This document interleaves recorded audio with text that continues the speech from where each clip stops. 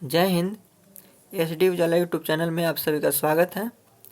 आज हम इलेक्ट्रीशियन का फर्स्ट ईयर का क्वेश्चन सॉल्व करेंगे जो कि सेल एंड बैटरी का है। इससे पहले हम एक वीडियो बनाए हैं, उसमें हम सेल एंड बैटरी का क्वेश्चन नंबर 18 तक हम क्वेश्चन सॉल्व कर लिए हैं। आज हम उसके बाद 19 नंबर क्वेश्चन से हम क्वेश्चन सॉल्व करेंगे। तो चलिए स्टार्ट करते हैं। उस 19 नंबर क्वेश्चन में है, सीसा अम्ल सेल में विद्युत अपघट्य की तरह क्या उपयोग किया जाता है। ऑप्शन ए है हाइड्रोक्लोरिक अम्ल, बी में है अमोनियम क्लोराइड, सी में है पोटेशियम हाइड्रोक्साइड, डी में है तनु सल्फ्यूरिक अम्ल। तो आपका आंसर होगा तनु सल्फ्यूरिक अम्ल। डी नंबर सही आंसर है। सीसा अम्ल सेल में विद्युत अपघट्य की तरह हम तनु सल्फ्यूरिक अम्ल का प्रयोग करते हैं। नेक्स्ट है 20 नंबर क्वेश्चन। कह रहा है कि परिपथ का कुल वोल्टेज क्या होगा। तो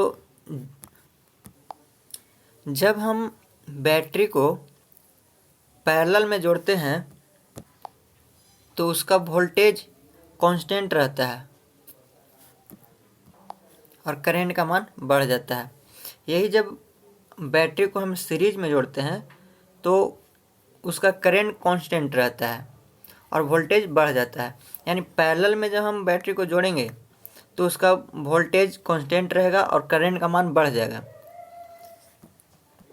और वही जब हम बैटरी को सीरीज में जोड़ेंगे तो उसका वोल्टेज बढ़ जाएगा और करंट कांस्टेंट रहेगा। तो यहाँ पे हम देख रहे हैं कि बैटरी को पैरेलल में जोड़ा गया है तो वोल्टेज मेरा क्या होगा, कांस्टेंट होगा। यानी जितना यहाँ पे वोल्टेज है उतना ही सभी में वोल्टेज रहेगा। तो एक में देखिए कि यहाँ पे 1.5 वोल्ट दिया हुआ है, पता नहीं चल रहा है लेकिन यहाँ पे 1.5 वोल्ट दिया हुआ है।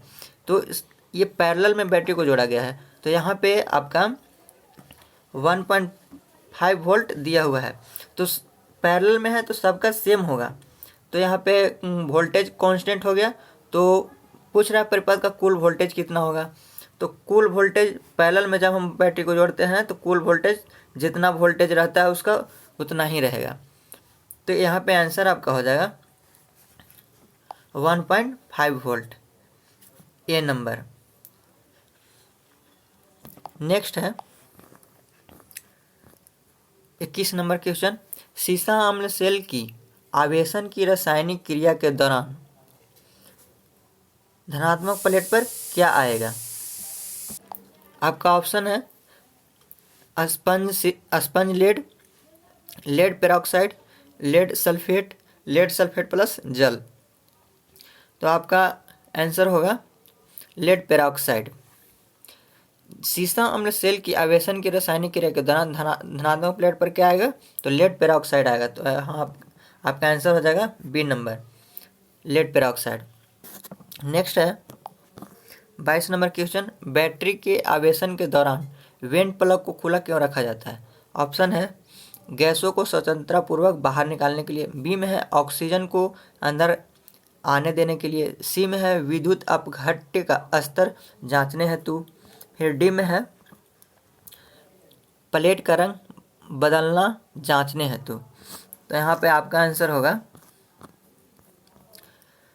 गैसों को स्वतंत्रता पूर्वक बाहर निकालने के लिए। बैटरी के आवेशन यानी चार्ज के दौरान जब हम बैटरी को चार्ज करते हैं तो उस समय बैटरी का जो प्लग रहता है उसे हम खुला रखते हैं, क्योंकि जब हम बैटरी को चार्ज करते हैं तो उसमें गैस बनाता है, उसी गैस को बाहर निकालने के लिए हम उस प्लग को खुला रखते हैं। तो यहाँ पे आपका आंसर हो जाएगा ए नंबर, गैसों को स्वतंत्रतापूर्वक बाहर निकालने के लिए। नेक्स्ट है 23 नंबर क्वेश्चन। कौन सी विधि में बैटरी को कम धारा पर लंबे समय तक आवेशित किया जाता है। ऑप्शन ए में है दिष्टकारी विधि, रेक्टिफायर मेथड, बी में है ट्रिकल आवेश विधि, ट्रिकल चार्जिंग मेथड, सी में है नियत धारा विधि, कांस्टेंट करंट मेथड, डी में है नियत विभव विधि, कांस्टेंट पोटेंशियल मेथड। आपका आंसर यहाँ पर होगा बी नंबर, ट्रिकल आवेशन विधि।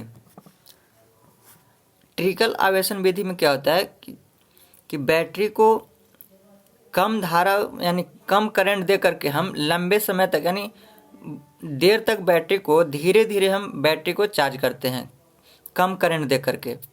तो बैटरी जो उस जैसे बैटरी चार्ज होता है धीरे धीरे बहुत देर तक, उससे हम ट्रिकल आवेशन विधि बोलते हैं।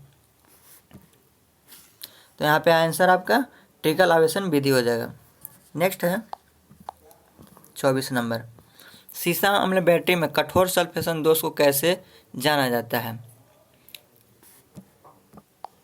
आपका ऑप्शन है नए विद्युत अपघट्य से बदलकर, नए इलेक्ट्रोड से बदलकर, सी में है बैटरी को कम धारा से लंबे समय तक पुनः आवेशित करके, डी में है बैटरी को अधिक धारा से कम समय तक पुनः आवेशित करके।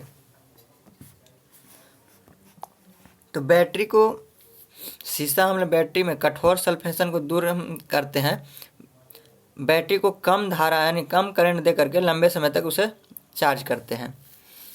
तो आपका आंसर होगा सी नंबर, बैटरी को कम धारा से लंबे समय तक पुनः आवेशित करके। यानी सीसा अम्ल बैटरी में कठोर सल्फेशन को हम दूर करेंगे कैसे? तो बैटरी को कम धारा दे करके लंबे समय तक चार्ज करेंगे। नेक्स्ट है 25 number question, silver oxide battery में कौन सा पदार्थ कैथोड इलेक्ट्रोड की तरह उपयोग किया जाता है? आपका ऑप्शन है ए में जस्ता, बी में तांबा, सी में कार्बन, डी में सिल्वर ऑक्साइड। तो सिल्वर ऑक्साइड बैटरी में कैथोड इलेक्ट्रोड की तरह हम जस्ता का प्रयोग करते हैं। तो यहाँ पर आपका आंसर हो जाएगा ए नंबर, जस्ता का प्रयोग करते हैं। नेक्स्ट है 26 नंबर क्वेश्चन, चांदी का विद्युत रासायनिक तुल्यांक क्या होता है? ए में है 0.00182 mg पर कूलम, बी में है 0.01182 mg पर कूलम, सी में है 0.1182 mg पर कूलम और डी में है 1.1182 mg पर कूलम। तो यहाँ पर आपको याद रखना होगा कि चांदी का विद्युत रासायनिक तुल्यांक, इसका आंसर डी होगा, 1.1182 mg पर कूलम होता है। तो याद रखेंगे चांदी का विद्युत रासायनिक तुल्यांक 1.1182 mg पर कूलम होता है। नेक्स्ट है 27 नंबर क्वेश्चन, सीसा अम्ल सेल की निरावेशन की रासायनिक क्रिया के दौरान ऋणात्मक प्लेट पर क्या आएगा? ऑप्शन ए में है स्पंज लेड, बी में है लेड पेरोक्साइड, सी में है लेड सल्फेट, डी में है लेड सल्फेट प्लस जल। यहाँ पर आपका ऑप्शन होगा लेड सल्फेट, सी नंबर। सीसा अम्ल सेल की निरावेशन की रासायनिक क्रिया के दौरान ऋणात्मक प्लेट पर लेड सल्फेट आता है। तो यहाँ पे आंसर होगा लेड सल्फेट। नेक्स्ट है 28 नंबर क्वेश्चन, सीसा अम्ल बैटरी में विभाजक का क्या उद्देश्य है? ए में है विद्युत अपघट्य हेतु रास्ता प्रदान करना, बी में है धनात्मक एवं ऋणात्मक प्लेटों को अच्छे से पकड़े रहना, सी में है धनात्मक एवं ऋणात्मक प्लेट के मध्य लघुपतन होने से रोकना, डी में है धनात्मक एवं ऋणात्मक प्लेट को व्यवस्थित तरीके से रखना। तो सीसा अम्ल बैटरी में विभाजक का उद्देश्य यही होता है कि धनात्मक एवं ऋणात्मक प्लेट के मध्य लघुपतन होने से रोकना, यानी यहाँ पे शॉर्ट सर्किट होने से रोकना। तो यहाँ पे आंसर आपका होगा सी नंबर, धनात्मक एवं ऋणात्मक प्लेट के मध्य लघुपतन होने से रोकना। नेक्स्ट है 29 नंबर क्वेश्चन, सीसा अम्ल बैटरी का विशिष्ट घनत्व मापने हेतु कौन से उपकरण का प्रयोग किया जाता है? ऑप्शन ए है बैरोमीटर, बी में है हाइड्रोमीटर, सी में है एनीमोमीटर और डी में है उच्च दर निरावेशन tester, high rate discharge tester. तो आपका आंसर होगा सीसा अम्ल बैटरी का विशिष्ट घनत्व यानी स्पेसिफिक डेंसिटी को मापने के लिए हम हाइड्रोमीटर का प्रयोग करते हैं। तो ऑप्शन नंबर बी आपका राइट आंसर होगा, हाइड्रोमीटर। नेक्स्ट है 30 नंबर क्वेश्चन, इन्वर्टर परिपथ कौन सा है? ये एक फिगर को देख करके बताना है कि कौन सा इन्वर्टर परिपथ है। ए में है ड्रिवेन इन्वर्टर, बी में है SCR उपयोगित इन्वर्टर, सी में है एकल ट्रांजिस्टर इन्वर्टर और डी में है 2 कुंडलन ट्रांसफार्मर इन्वर्टर। तो इसका आंसर आपका होगा बी नंबर, SCR उपयोगित इन्वर्टर। याद रखेंगे, इसका आंसर होगा SCR उपयोगित इन्वर्टर। नेक्स्ट है 31 नंबर क्वेश्चन, सीसा अम्ल बैटरी में बकलिंग दोष का क्या प्रभाव पड़ता है? 31 नंबर क्वेश्चन है, सीसा अम्ल बैटरी में बकलिंग दोष का क्या प्रभाव पड़ता है? तो बकलिंग दोष होता क्या है? बकलिंग दोष जब हम बैटरी को ओवर चार्ज या फिर ओवर डिस्चार्ज करते हैं, कभी ज़्यादा चार्ज कर दिए या फिर ज़्यादा डिस्चार्ज कर दिए, तो उसमें बकलिंग दोष होता है। बकलिंग दोष यानी कब होता है?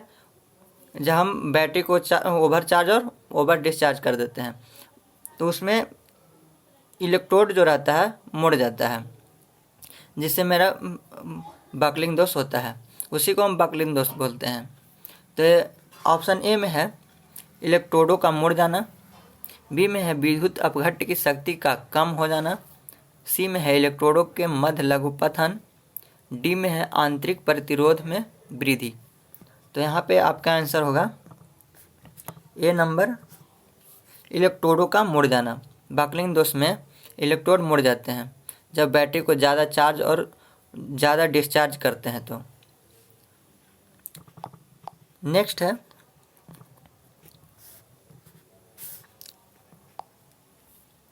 32 नंबर क्वेश्चन, परिपथ का कुल निर्गत वोल्टेज क्या होगा?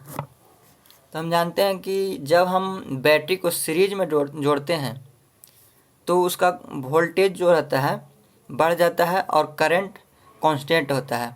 तो इसमें बैटरी को जब हम सीरीज में जोड़े हैं, तो सीरीज में जोड़ेंगे तो इसका वोल्टेज बढ़ जाएगा, यानी जितना वोल्टेज है सबको हम जोड़ देंगे।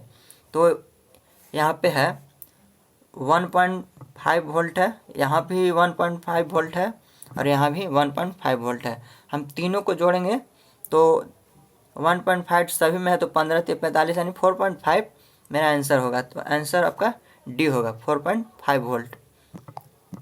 नेक्स्ट है 33 नंबर क्वेश्चन, शुष्क सेल में धनात्मक इलेक्ट्रोडों के रूप में क्या प्रयोग किया जाता है? तो ए में है जस्ता, बी में है कार्बन, सी में है तांबा, डी में है लिथियम। तो शुष्क सेल में धनात्मक इलेक्ट्रोड के रूप में हम कार्बन का प्रयोग करते हैं। याद रखेंगे, शुष्क सेल में धनात्मक इलेक्ट्रोड के रूप में हम क्या प्रयोग करते हैं? तो कार्बन प्रयोग करते हैं। तो आपका आंसर हो जाएगा बी नंबर, कार्बन। नेक्स्ट है 34 नंबर क्वेश्चन, भार बढ़ने पर सेल के सिरों के वोल्टेज में क्या होगा? ए में है बढ़ेगा, बी में है घटेगा, सी में है शून्य तक गिरेगा, डी में है समान रहेगा। कह रहा है कि भार बढ़ने यानी लोड जब हम बढ़ाएंगे तो सेल का जो सिरों का वोल्टेज है वो उसमें क्या परिवर्तन होगा? तो जब हम भार बढ़ाएंगे यानी लोड हम ज़्यादा देंगे तो सिरों का जो वोल्टेज रहेगा वो घट जाएगा। जब हम भार बढ़ाएंगे तो वोल्टेज घटेगा ही। तो इसमें कह रहा है कि भार बढ़ने पर सेल के सिरों के वोल्टेज में क्या परिवर्तन होगा? तो उसका वोल्टेज घट जाएगा। तो आपका आंसर यहाँ पे हो जाएगा बी नंबर, घटेगा यानी डिक्रीज होगा। नेक्स्ट है 35 नंबर क्वेश्चन, वोल्टेइक सेल में स्थानीय क्रिया दोष को कैसे रोका जाता है? ए में है सेलों को श्रेणी में संयोजित करके, बी में विध्रुवक रंजक का उपयोग करके, सी में है सेलों को समानांतर में संयोजित करके, डी में है जस्ता प्लेट का अम्लगम करके। तो आपका आंसर होगा डी नंबर, जस्ता प्लेट का अम्लगम करके। वोल्टेइक सेल में स्थानीय क्रिया दोष को हम कैसे दूर करते हैं? तो जस्ता प्लेट का अम्लगम करते हैं। तो यहाँ पे आपका आंसर हो जाएगा जस्ता प्लेट का अम्लगम करके। नेक्स्ट है 36 नंबर क्वेश्चन, कर एम बराबर ZIT सूत्र में Z अक्षर किसे इंगित करता है? तो ऑप्शन है आपका समय सेकंड में। बी है विद्युत अपघट्य का ECE। ECE यानी electrochemical equivalent. Electrochemical equivalent, ECE का मतलब होता है इलेक्ट्रोकेमिकल इक्विवेलेंट। सी में है धारा एम्पियर में। डी में है एकत्रित द्रव्यमान ग्राम में। तो आपका आंसर होगा यहाँ पे जो जेड है, हम इससे पहले हम बताए हुए हैं कि इसमें जो एम बराबर फार्मूला होता है ZIT, यानी जेड जो है कांस्टेंट होता है, इसी को हम ECE भी बोलते हैं।